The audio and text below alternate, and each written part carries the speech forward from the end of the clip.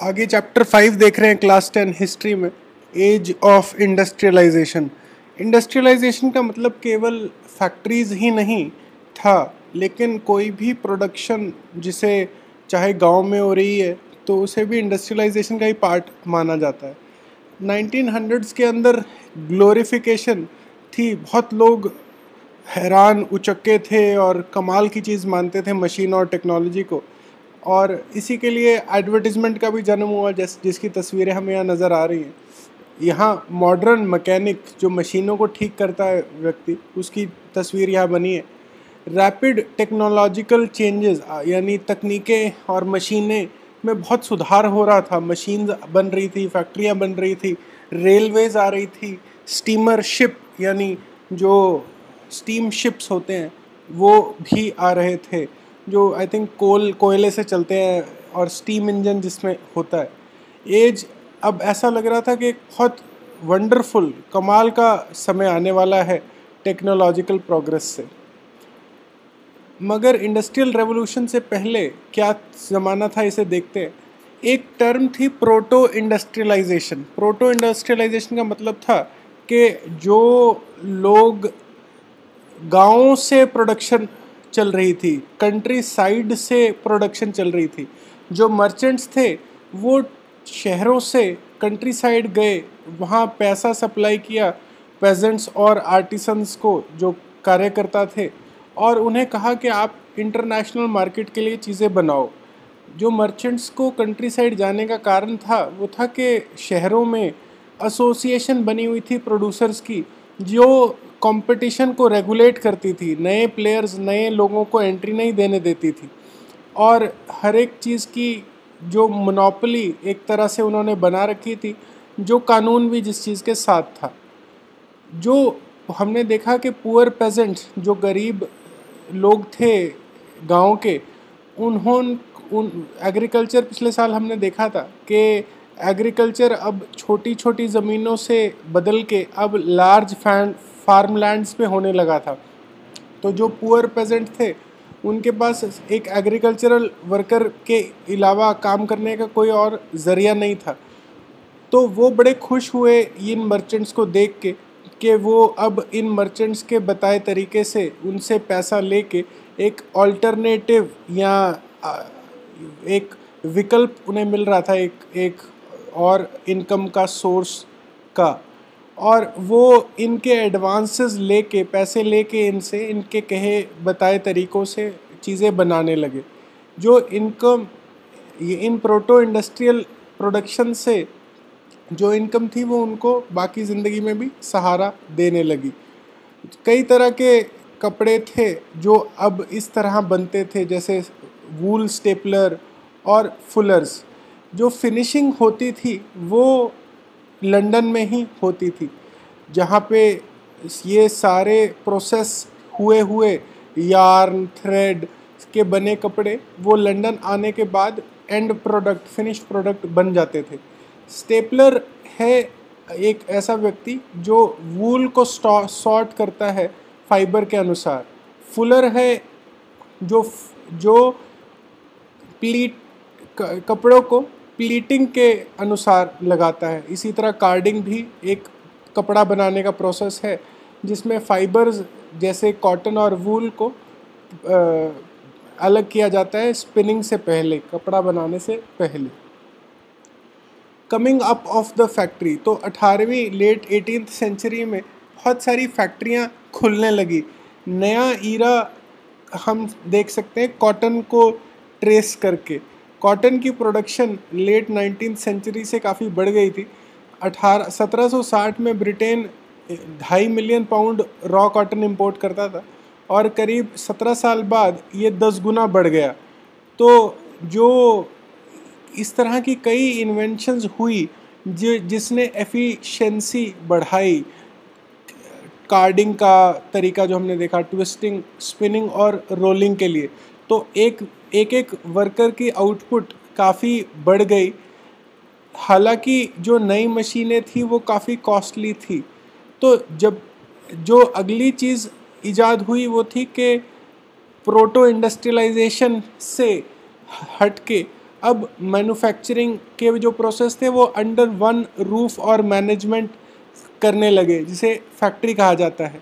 इस सारे प्रोसेसेस को केयरफुल सुपरविजन यानी सुपुर्दारी भी करना अब संभव था, पॉसिबल था। पेस ऑफ इंडस्ट्रियल चेंज, तो जो सबसे ज़्यादा डायनामिक इंडस्ट्री ब्रिटेन में थी इस दौरान वो कॉटन और मेटल्स की इंडस्ट्री थी। रेलवेज एक्सपैंड कर रही थी 1840 के दशक में, जहाँ पे आयरन और स्टील की खूब ज़रूरत थी वैगन्स और रेल की पटरियाँ बनाने के लिए।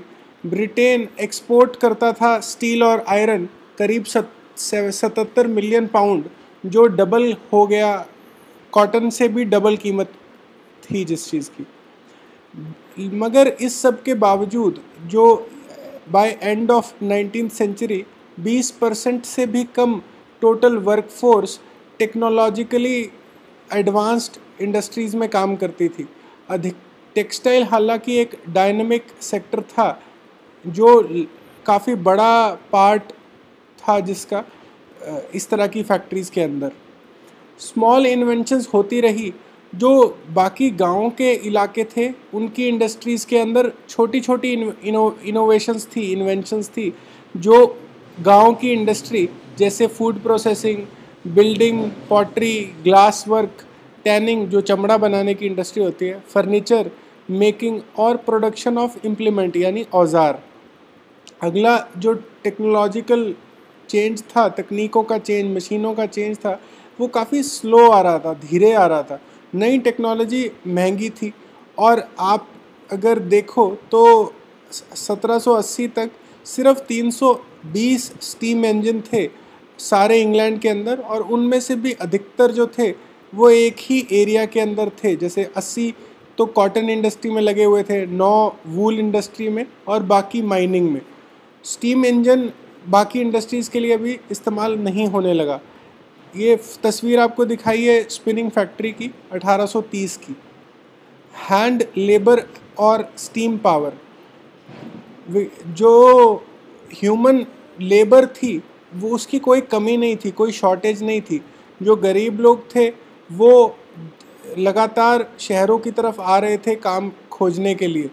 तो इस सब के दौरान जब लोग सस्ते दाम पे काम करने के लिए मौजूद थे, तो जो इंडस्ट्रियलिस्ट थे वो नई मशीनों पे पैसा लगाने का उन्हें कोई मतलब नहीं समझ में आता था, कि ख़ास तौर पे जब नई मशीनें बहुत पैसे लगने थे उनको ख़रीदने में, लार्ज कैपिटल इन्वेस्टमेंट लगती।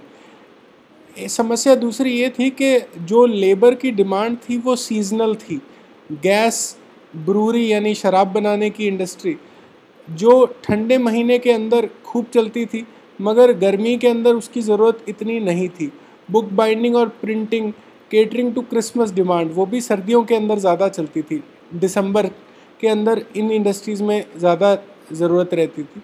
इंडस्ट्री प्रेफर करते थे हाथ का काम, यानी एम्प्लॉयज़ या लेबर वर्कर्स। इस दौरान में सिर्फ मशीनें जो थी वो यूनिफॉर्म प्रोडक्शन करती थी, एक तरह के standardised good for mass market, जबकि डिमांड जो थी वो इंट्रिकेट यानी बिल्कुल डेलिकेटली किए गए तराशे डिज़ाइंस और स्पेसिफिक शेप्स की, बिल्कुल अलग अलग तरह की शेप्स की थी, जो हाथ से ही बनाए जाते। सिर्फ 500 तरह के तो हैमर या हथौड़े और 45 तरह की कुल्हाड़ियाँ ब्रिटेन में होती थी।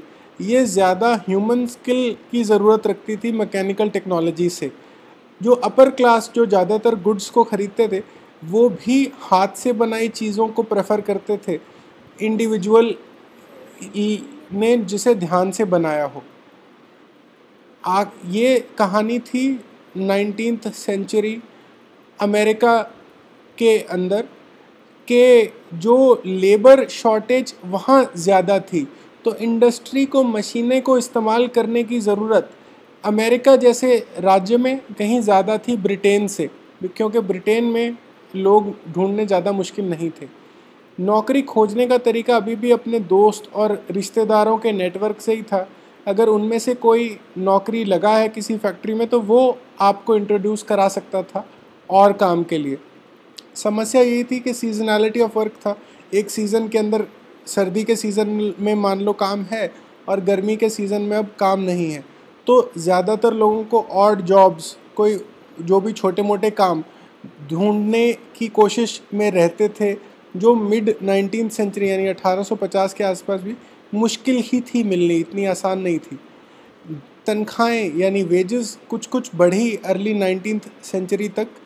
जैसे उसका कारण था कि प्राइसेस बड़ी तेज़ी से बढ़ गई, नेपोलियनिक वॉर्स जो उस दौरान हुई थी उसकी वजह से, और इससे रियल वैल्यू जो अल्टीमेटली वर्कर की कमाई थी वो उससे गिर गई, क्योंकि वो अब उतने ही पैसे में बहुत कम चीज़ें खरीद पाते थे। जो वेज रेट था कि किस रेट पे घंटे के अनुसार, महीने के अनुसार वर्कर को कितना मिलेगा, ये चीज़ बढ़ नहीं रही थी। उसके अलावा, वेज रेट के अलावा उन वर्कर की कमाई निर्भर करती थी पीरियड ऑफ एम्प्लॉयमेंट में, कि कितनी देर तक उन्हें काम मिलेगा। और जो मिड 19th सेंचुरी जब अच्छा काम था, तब सिर्फ 10% अर्बन पॉपुलेशन बहुत ज़्यादा गरीब थी। मगर जब इकोनॉमिक स्लम्प आया, जब आर्थिक तंगी महसूस हुई 1830 के दौरान जैसे, तो अनएम्प्लॉयमेंट यानी बेरोज़गारी 35 से 75% तक फैल गई अलग अलग रीजन्स में, अलग अलग जगहों पे। इसी बेरोज़गारी के दौरान जब अगर ब्रिटेन में इंडस्ट्री मशीनों का इस्तेमाल, जैसे स्पिनिंग जेनी का इस्तेमाल के प्रति वर्कर बहुत ज़्यादा हॉस्टाइल थे, वो हमला करने के लिए भी तैयार होते थे। स्पिनिंग जेनी का खोज जेम्स हारग्रीव्स ने किया था 1774 में। इस मशीन से स्पिनिंग प्रोसेस जो था वो तेज़ हो जाता था और लेबर की डिमांड कम हो जाती थी। जो वुलन इंडस्ट्री थी जहाँ वुमेन ने काम करती थी, वो तो हमला करने पे तुल गई नई मशीनों के ऊपर। 1840 के अंदर कुछ राहत मिली जब बिल्डिंग एक्टिविटी बढ़ी शहरों के अंदर, सड़कें बड़ी की गई, नए रेलवे स्टेशन बने, टनल्स खोदी गई, सीवर्स यानी गटर सिस्टम बनाया गया, रिवर्स की भी एम्बैंकमेंट की गई जहाँ उनके जो दोनों किनारे हैं उनके ऊपर पत्थर लगाए गए। ट्रांसपोर्ट इंडस्ट्री इसी दौरान डबल हो गई और दोबारा 1840 के दशक में और अगले 30 साल में फिर डबल हो गई। तो इस